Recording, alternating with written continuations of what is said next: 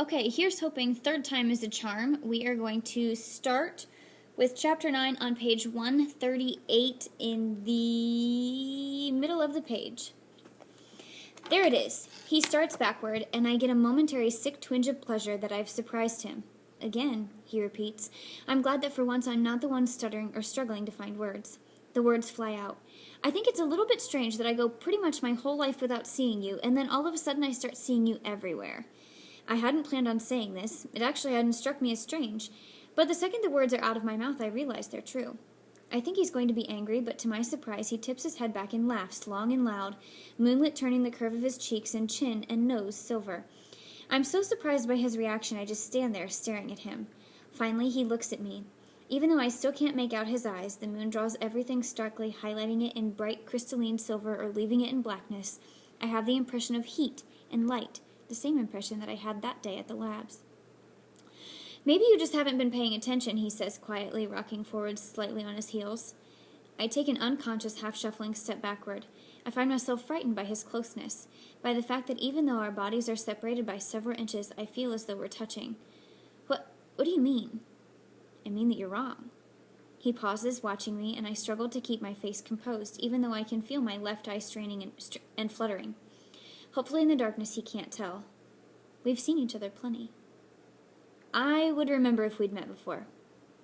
I didn't say that we'd met.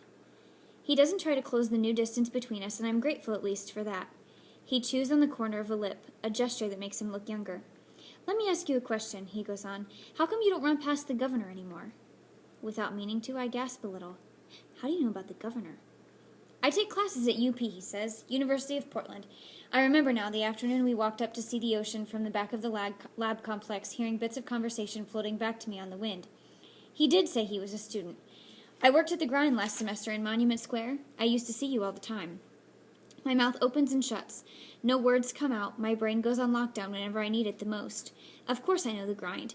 Hannah and I used to run past it 2, maybe 3 times a week, watching the college students float in and out like drifting snowflakes, blowing the steam from the top of their cups.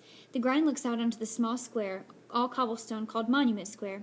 It marks the halfway point of one of the 6-mile routes that I used to do all the time.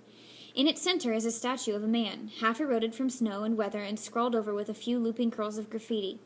He is striding forward, one hand holding his hat on his head so that he looks like he is walking through a horrible storm or a headwind. His other fist is extended in front of him. It's obvious that he was, in the distant past, holding something, probably a torch, but at some point that portion of the statue was broken or stolen. So now the governor strides forward with an empty fist, a circular hole cut in his hand, a perfect hiding place for notes and secret stuff. Hannah and I used to check his fist sometimes to see if there was anything good inside, but there wasn't, just a few pieces of wadded-up chewing gum and some coins. I don't actually know when Hannah and I started calling him the governor or why. The wind and rain has rubbed the plaque at the base of the statue indecipherable. No one else calls him that. Everyone else just says, the statue at Monument Square. Alex must have overheard us talking about the governor one day. Alex is still looking at me, waiting, and I realize I've never answered his question. I have to switch my routes up, I say. I probably haven't run past the governor since March or April. It gets boring. And then, because I can't help it, I speak out, You remember me? He laughs. You were pretty hard to miss. You used to run around the statue and do this jumping, whooping thing. Heat creeps up my neck and cheeks. It must be going a deep red again, and I thank God for the fact we've moved away from the stage lights. I completely forgot. I used to jump up and try to high-five the governor as Hannah and I ran past, a way of psyching up myself for the second half of the run back to school. Sometimes we would even scream out, Helena! We must have looked completely crazy. I don't. I lick my lips, fumbling for an explanation that won't sound ridiculous. When you run, you sometimes do weird things. Because of the endorphins and stuff, it's kind of like a drug, messes with your brain. I liked it, he says. You looked... He trails off for a moment. His face contracts slightly, a tiny shift I can barely make out in the dark, but in that second he looks so still and sad it almost takes my breath away. Like he's a statue. Or a different person. I'm afraid he won't finish his sentence, but then he says, You looked happy. For a second we just sat there in silence, then suddenly Alex is back, easy and smiling again. I left a note for you one time, in the governor's fist, I left a note for you one time. It's impossible, too crazy to think about, and I hear myself repeating, You left a note for me? I'm pretty sure it said something stupid, just hi and a smiley face and my name. But then you stopped coming. He shrugs. It's probably still there. The note, I mean. Probably just a bit of paper pulp by now. He left me a note. He left me a note. For me. The idea, the fact of it, the fact that he even noticed and thought about me for more than 1 second is a huge and overwhelming, and makes my legs go tingly and my hands feel numb.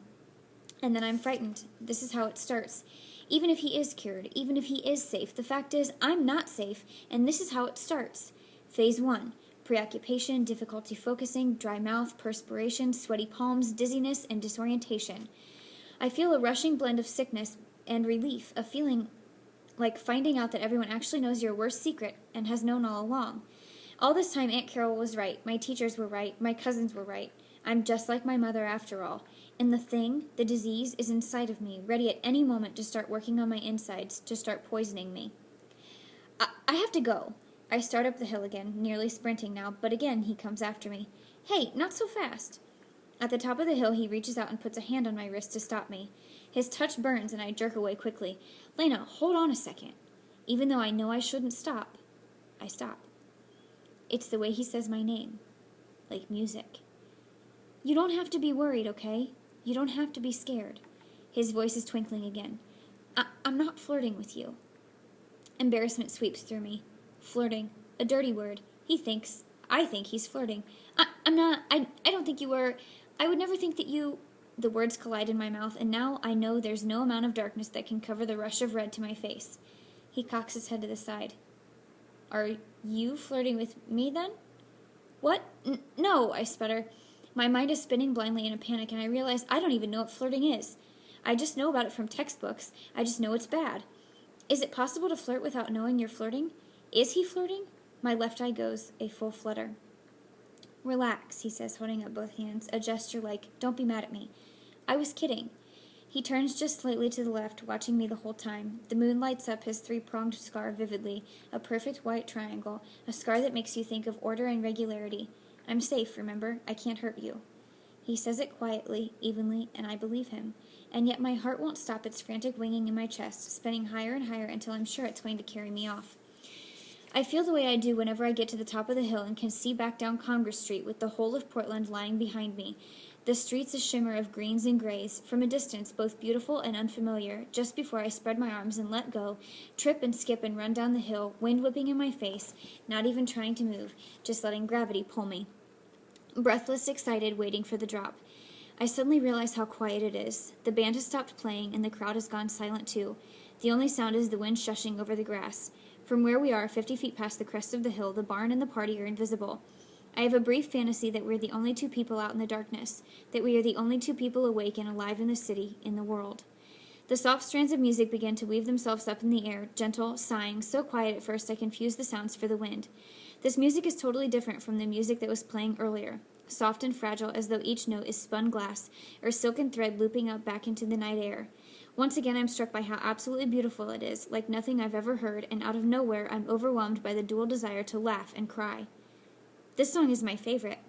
A cloud skitters across the moon and shadows dance over Alex's face. He's still staring at me, and I wish I knew what he was thinking. Have you ever danced? No, I say a little too forcefully. He laughs softly. It's okay, I won't tell.